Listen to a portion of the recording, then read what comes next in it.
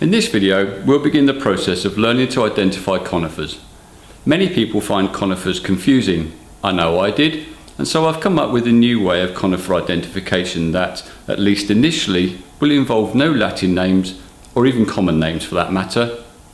One of the comments that I've heard is that they all look the same, but that's not really true if you know what to look for. And that is what this video is all about. Just what do you need to look for to help you identify a conifer tree? I think it's only fair to warn you that there will be a short assignment to complete based on the stuff that we cover in this video, but more of that later.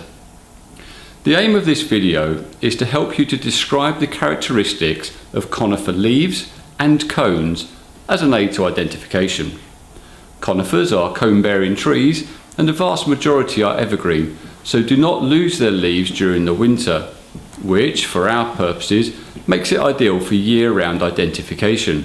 There's really only one trick to conifer ident, and that is looking. Looking at the type of leaf, how they're arranged, and their shape, along with any other defining characteristics that will all help with the conifer ident.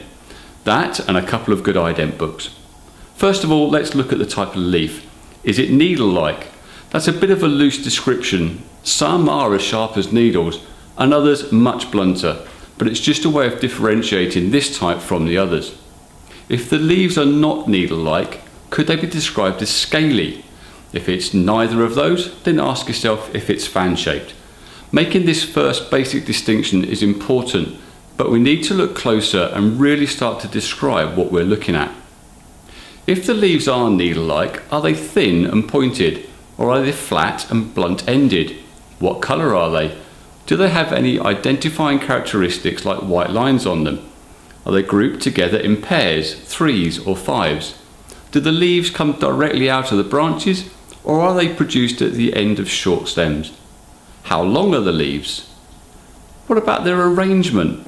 Are they laid flat, arranged in whorls, or coming out at all angles?